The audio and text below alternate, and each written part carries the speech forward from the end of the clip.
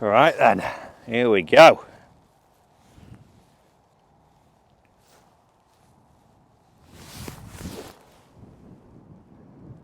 Oh, well, that wasn't my my best work. Let's give it another little quick try there. Put that divot back. I'll get this one. I'll get it over the water. It's fine. Okay, there we go. That's it. Good strike. Come on, consistent strike. Oh no. Right then, welcome to the channel, guys. I'm Matt Fryer, and today's lesson we're going to be talking about those two particular shots that I've just hit. Very inconsistent and not ripped iron shots. So guys, I bet we've all been there before. I bet we've had shots from the fairway or on a par 3 tee where we've stood there full of confidence, full of hope, only to go and take a big divot out of the ground or see it schooled along the floor like that second one there. And it isn't great. It doesn't feel good. It's not enjoyable. If you had a round of 18 holes of those, I could imagine that I probably wouldn't want to be playing much more golf, because you want to see that ball getting up in the air. You want to see the flight of it. You want to hear that crisp strike sound when you get it. You want to see and feel that it's a great golf shot, because that's what the game's all about, hitting those nice, beautiful, crisp iron shots. So in today's video, we're going to be looking at how we're going to get those, why that mate you play with or the guys or girls you see on TV seem to get that crisp, clean iron shot all the time. So let's get stuck into this lesson and see what we need to be doing to hitting more of those shots. Before we do though, guys, if you are new here, do remember to hit that subscribe button down below for plenty more lessons to help you improve your game. Let's go and rip some irons. Okay, so ripped iron shots. What's the difference between our duffed ones that we've just hit there and those really pure crisp strikes? And there's two things that we're going to focus on in this video today. And the first thing that we have to understand about the iron shot and when we hit a good crisp clean one is what's happening down at impact. How are we applying that club on the ball? And the first part of that, the difference between ours and the ripped one, is where the shaft is leaning as we're actually hitting the golf ball. Now in the two that I demonstrated and hit, what we will have seen is that the shaft would have actually been leaning away from target. So the club head now is in front of where the handle is. It's not lagging behind the handle. So when that happens, we see now that this shaft is leaning back away from my target. It's pointing back this way, the shaft here. So as that happens, what tends to happen is the club might bottom out a little bit early. If we don't get the turf, we might then get that second one that I hit where I thinned it. And also what's happening as well, I'm adding loft to the golf ball. So if I did make contact with it and just about managed to get away with bottoming out at the right point, we wouldn't see that nice piercing, crisp, penetrated strike. We'd see one that goes pretty high, and your 7-iron that may go 100 yards compared to your pals that's going 130, 140. You think, well, I hit that well. Why is it not gone? And that's because this shaft is now leaning away from target and we're adding a lot of loft onto the golf club.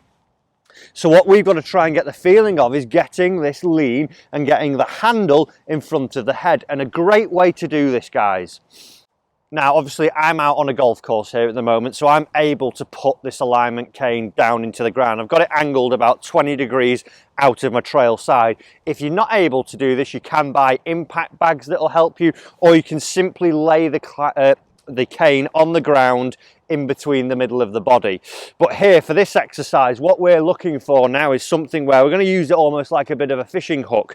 We're going to make really small golf swings and see that as I actually hit this cane, I'm now getting the lean I want. My body's working forwards and the handle is now staying in front of the club head. So if I were to do that, then I'm going to be de-lofting the club. I'm going to be getting the club bottoming out at the right time, getting the leading edge going into the ground instead of coming up and getting the thin, or going too early into the ground and getting that big heavy fat. So the big first thing that we've got to be aware of is we want to get some shaft lean like this. See that? That club head is staying behind the handle as we get into impact. Once you've had some rehearsals like this, what I want you to do is take a ball and we're going to imagine that we're punching it out of the trees now. So what we would be doing there, if we're trying to keep it out of the tree, get it out of the trees, sorry, we're going to try and keep it nice and low. We don't want to hit it up into the canopy. We're going to try and keep it low for about 100 yards. So I've got 7 iron and I'm going to try and hit it about 100 yards. And the feeling is that I'm getting this handle in front of the club head now. So I'd be punching it out of my trees, getting some shaft lean and hopefully getting a crisper strike here. So as we go through it, take my setup, and it's all about not hitting a big one, just hitting a little one, but generating this feeling of the leaning shaft towards the target. So good setup here.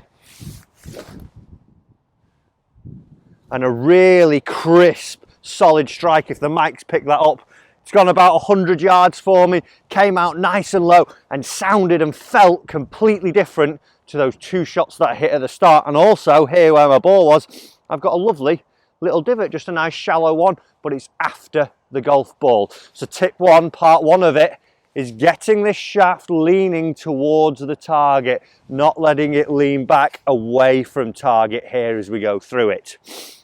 The second thing, like I said, when you watch it on TV or you see your pal who's, you know, crushing his irons and you think, God, I wish I could strike it like Dave or whoever it is.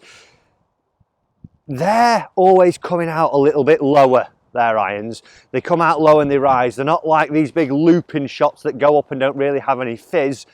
They come out, they stung, they sound great.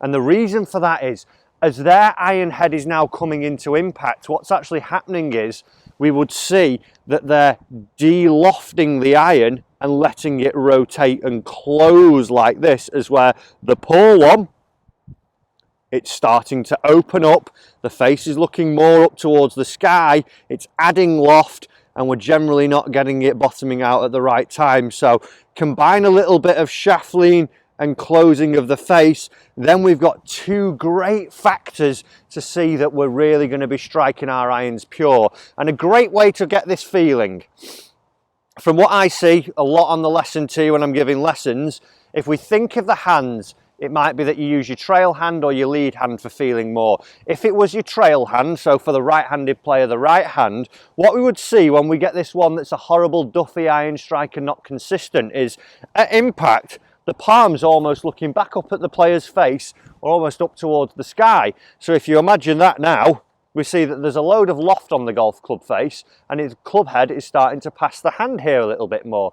So if we could change that to feel now, as we're coming down into impact, we feel that this club head is looking a little bit more at the ground, and more importantly, my palm is looking at the ground. The face position has totally changed. It's turning over, it's closing, it's de-lofted. It's not the up here, scoop, and getting the palm looking up. Alternatively, if it was your lead hand, we'd think about the logo on the glove or the back of the hand. As you're coming down into impact, you'd want to see it turning over a bit more like this, not looking back up towards the sky again. We want to see everything looking a bit more at the ground and see that we're getting a good compression of the golf ball. So once we've got those feelings, again, make some small practice swings, feeling the total difference. So there you can see the club head closing, my shaft's leaning. That would be a great strike. I just can't see it not being a good one. So here, hands turning over, feeling that shaft leaning forwards, and even there I can see, once I've set up to where my ball would be, my divots are just after the golf ball. So let's give this a go. Let's combine those 2 tips together and see if we can get a really crushed, compressed iron strike, and see if we can get it picked up on the mics to give us some really good fizz. So good setup. I'm going to get that shaft leaning forwards, my right palm turning towards the ground. I'm going to see an absolutely ripped little shot. Oh, beautiful. That is nice. I like that. Great shot. divot just after the golf ball. A little caveat to add to this, guys. If we are feeling the palms turning over, if we're a right-handed player and we start hitting a few hooks, I don't mind that. Because you've probably been hitting a bit more of a loopy slice, if we get a few hooks going on, that is completely fine. We can always work back from that, but we've got to get the feeling of the palm turning over. Guys, I hope you've enjoyed this video and I hope it's going to help you get some crushed iron shots out there. Take those tips and work them into your practice and see if it can do. If you enjoyed the video, do hit the subscribe button down below. Thanks for watching this video. I'm going to go and get out the rain.